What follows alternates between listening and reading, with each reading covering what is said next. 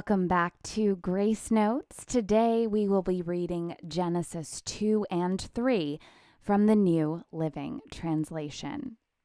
Genesis 2. So the creation of the heavens and the earth and everything in them was completed. On the seventh day, God had finished his work of creation, so he rested from all his work. And God blessed the seventh day and declared it holy, because it was the day when he rested from all of his work of creation. This is the account of the creation of the heavens and the earth. When the Lord God made the earth and the heavens, neither wild plants nor grains were growing on the earth, for the Lord God had not yet sent rain to water the earth, and there were no people to cultivate the soil. Instead, springs came up from the ground and watered all the land. Then the Lord God formed the man from the dust of the ground. He breathed the breath of life into the man's nostrils, and the man became a living person. Then the Lord God planted a garden in Eden in the east, and there he placed the man he had made. The Lord God made all sorts of trees grow up from the ground, trees that were beautiful and that produced delicious fruit. In the middle of the garden he placed the tree of life and the tree of the knowledge of good and evil.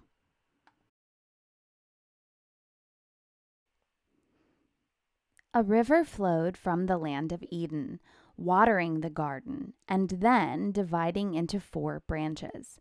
The first branch, called the Pishon, flowed around the entire land of Havilah, where gold is found. The gold of that land is exceptionally pure. Aromatic resin and onyx stone are also found there.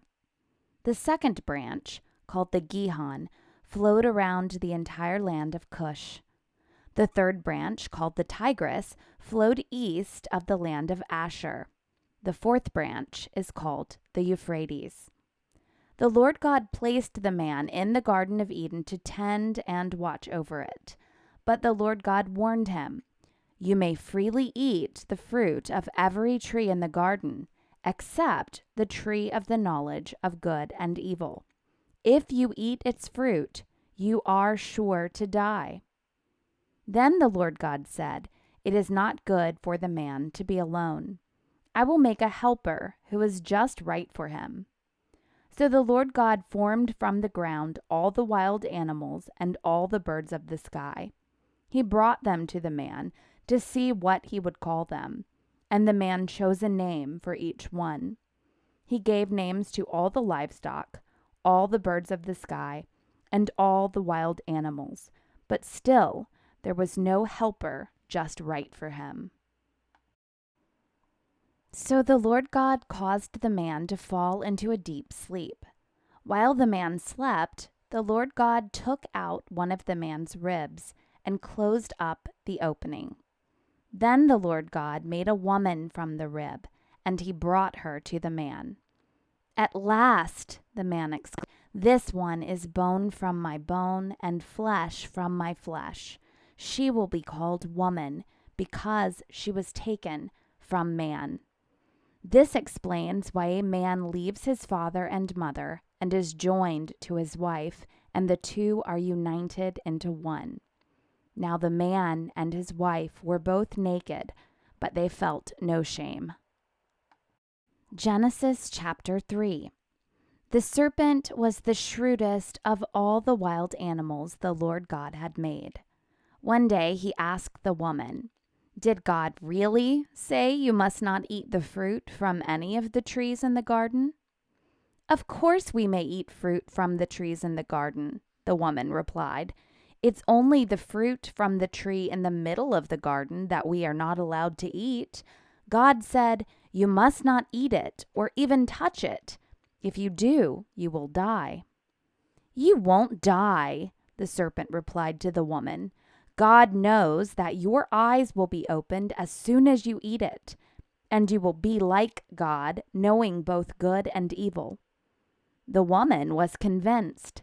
She saw that the tree was beautiful, and its fruit looked delicious, and she wanted the wisdom it would give her.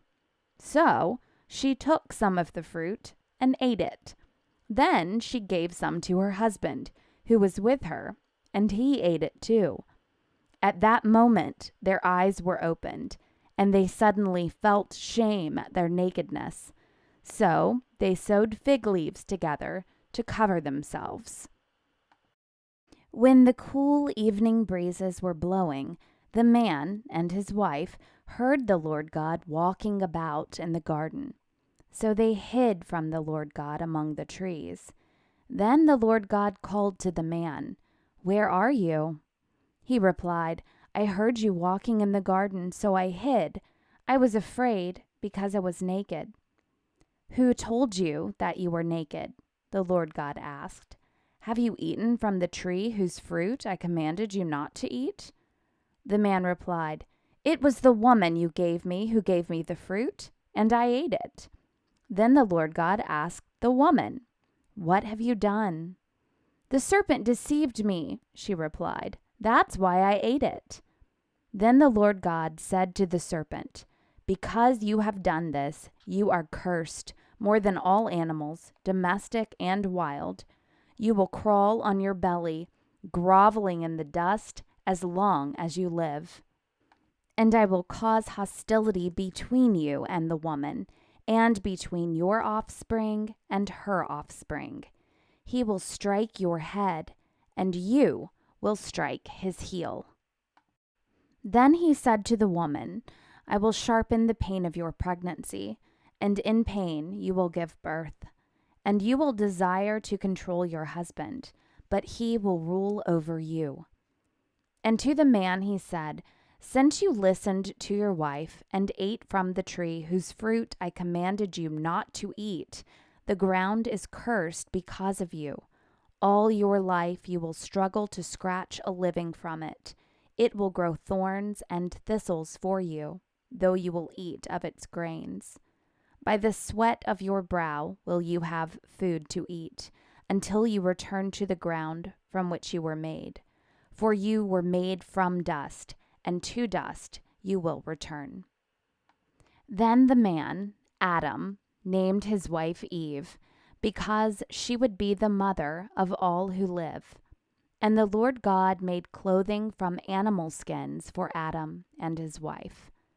Then the Lord God said, "Look, the human beings have become like us, knowing both good and evil. What if they reach out, take fruit from the tree of life, and eat it? Then they will live forever." So the Lord God banished them from the Garden of Eden, and he sent Adam out to cultivate the ground from which he had been made.